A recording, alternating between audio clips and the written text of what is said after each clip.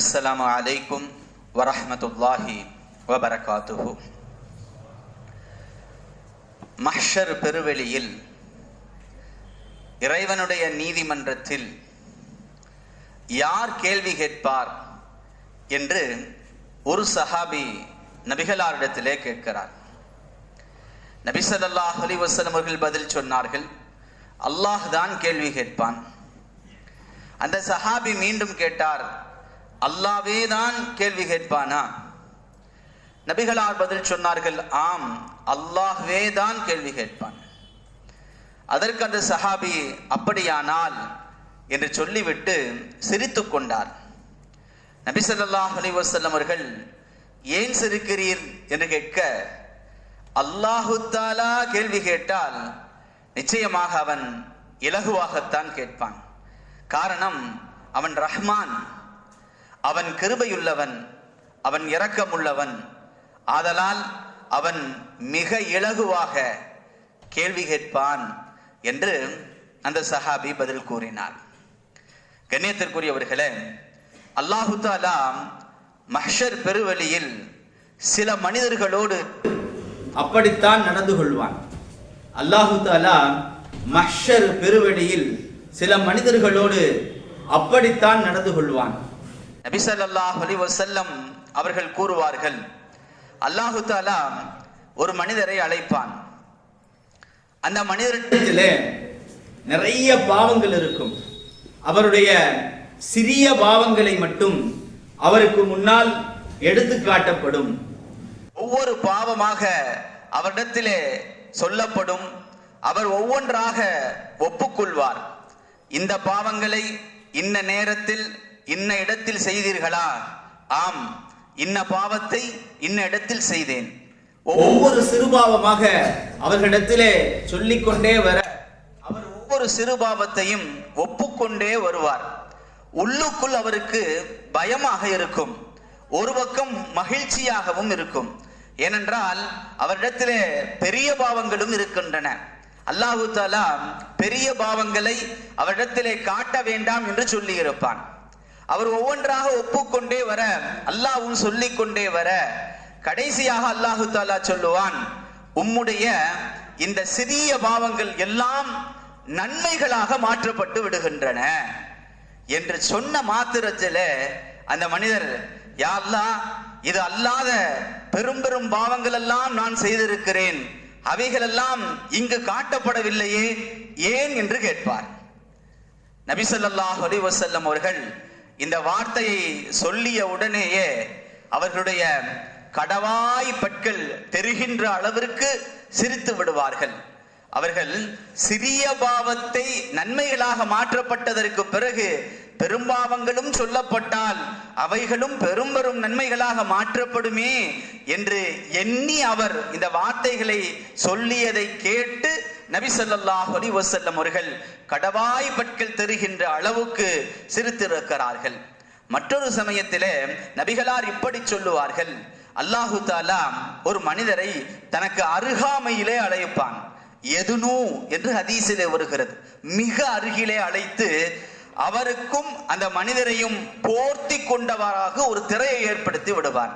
வேறு யாருக்கும் அவ்விருவரும் பேசிக்கொள்வது தெரியாது. இந்த ஹதீஸை அறிவிக்கின்ற சஹாபி சொல்லுவார், நான் இப்னு உமர் ரலியல்லாஹு தஆலா அன்ஹு அவர்களுடைய கரங்களை பிடித்து கொண்டு நடந்து கொண்டிருந்தேன்.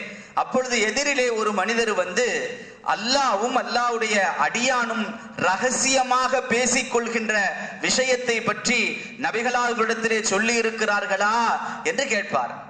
அப்பொழுதுதான் இப்னு உமர் ரலியல்லாஹு தஆலா அன்ஹு அவர்கள் இந்த வார்த்தைகளை சொல்லுவார்கள். அல்லாஹு தஆலா அவரை அருகாமையிலே அழைத்து ஒரு திரையை போட்டு விடுவான்.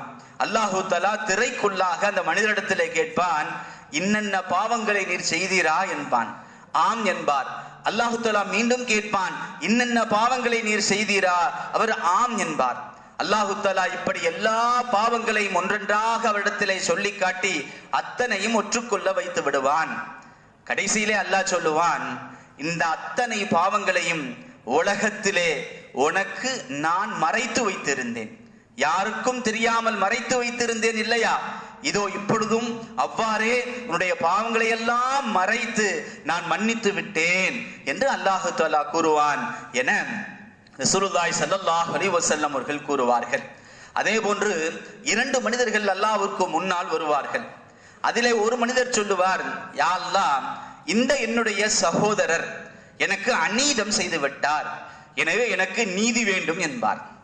அல்லாஹு தஆலா மற்றொரு மனிதரை பார்த்து அவர் என்ன விரும்புகிறாரோ அதை கொடுத்து விடு என்பான். எதை நான் கொடுக்க வேண்டும் என்பார். நீ இதுவரை என்ன அமல்கள் எல்லாம் சேர்த்து வைத்திருந்தாயோ அவைகள் எல்லாம் கொடுத்து விடு என்பான்.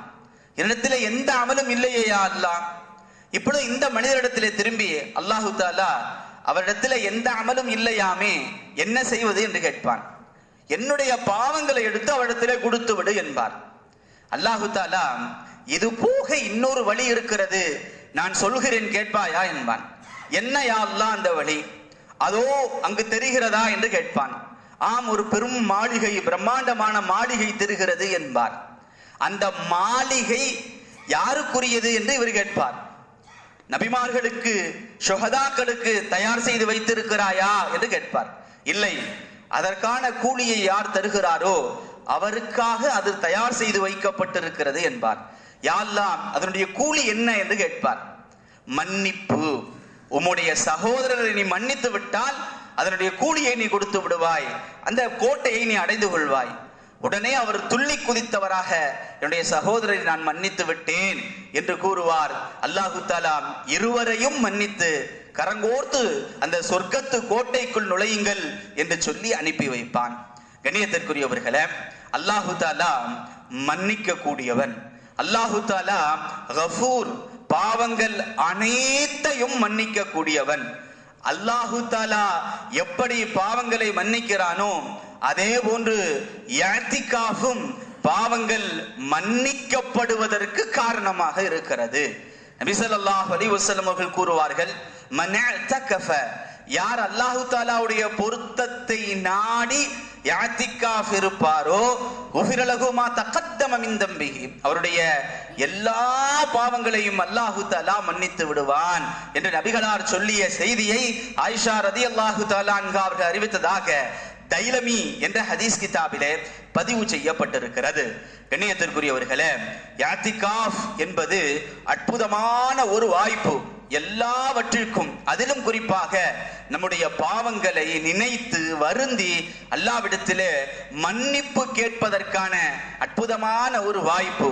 10 நாட்கள் தனிமையிலே அமர்ந்து, கண்ணியத்திற்குரியவர்களே, இஅ்திகாஃப் என்பது நாம் பள்ளியிலே வந்து தனிமையிலே அமர்ந்து நம்முடைய பாவங்களை நினைத்து அழுது அல்லாஹ்விடத்திலே கேட்பதற்குண்டான ஒரு அரிய வாய்ப்பு. பள்ளிவாசலிலே வந்து 10 நாட்கள் தங்கி இருந்து அனைவர்களுடன் கலந்துரவாடி பொழுதுகளை போக்கி பேசிக் கொண்டிருப்பதற்கு உண்டான இடம் அல்ல அது. நம்முடைய பாவங்களை நினைத்து உருகி அல்லாஹ்விடத்திலே பாவ மன்னிப்பு கேட்கின்ற அற்புதமான ஒரு வாய்ப்பு. அல்லாஹு தஆலா உலகிலே பிறரை மன்னித்து நாம் பழகினால், பிறருடைய குறைகளை மறைத்து நாம் பழகினால், மறுமையிலே நம்முடைய குறைகளையும் அல்லாஹு தஆலா மன்னிப்பான். பிறருடைய பாவங்களை நாம் மன்னித்தால் அல்லாஹ் நம்முடைய பாவங்களை மன்னிப்பான். இந்த 10 நாட்களிலே நாம் யார் யாருக்கெல்லாம் என்னென்ன துரோகங்கள் எல்லாம் செய்திருக்கிறோம், அநீதங்கள் எல்லாம் செய்திருக்கிறோம், யாரையெல்லாம் திட்டி இருக்கிறோம், அத்தனையும் அசை போட்டு சிந்தித்து பாவ மன்னிப்பு அல்லாஹ்விடத்திலே கேட்டு அதற்கு பிறகு வெளியே வந்து ஒரு புனிதராக, நல்ல மனிதராக, யாரிடத்திலெல்லாம் சிரமம் கொடுத்து இருக்கிறோமோ அவர்களிடத்திலும் மன்னிப்பு கேட்டால் நிச்சயமாக சொர்க்கத்தினுடைய அந்த கோட்டைகள் கிடைக்க பெறும் என்பதிலே இருவேறு கருத்துகளுக்கு இடமில்லை. கண்ணியத்திற்குரியவர்களே, இஅ்திகாஃப் என்பது நம்முடைய தேவைகளை நிறைவேற்றிக் கொள்வது, நம்முடைய பாவங்கள் மன்னிப்பதற்கு காரணமாக இருப்பது. இன்னும் ஒரு நாள் இருக்கிறது. இதுவரை 10 நபர்கள் ஏறத்தாழ இஅ்திகாஃப் இருப்பதாக நம்மிடத்திலே சொல்லி இருக்கிறார்கள். இன்ஷா அல்லாஹ் இன்னும் நீங்கள் நியத்து செய்யுங்கள். ஒரு நாள் இருக்கிறது. வெள்ளிக்கிழமையுடைய நோன்பை நம்முடைய பள்ளியிலே திறக்க வேண்டும். வெள்ளிக்கிழமையுடைய நோன்பை உள்பள்ளியிலே திறக்க வேண்டும். அதற்குண்டான ஏற்பாடுகளை செய்து கொள்ளுங்கள். கண்ணியத்திற்குரியவர்களே, நாம் அடிக்கடி சொல்வதுதான், இஅ்திகாஃப் என்பது முழுமையான 10 நாட்கள். 10 நாட்களுக்கு குறைவாக சுன்னத்தே முஅக்கதா ரமலானுடைய கடைசி இஅ்திகாஃப் இல்லை. 4 நாட்களோ 3 நாட்களோ இஅ்திகாஃப் என்பது கிடையாது. ஹனஃபி மதுஹபை பொறுத்தவரை 10 நாட்கள் தான் இஅ்திகாஃப். +2 முடித்த மாணவர்கள் சென்ற வருடம் நிறைய பேர் இஅ்திகாஃப் இருந்தார்கள்.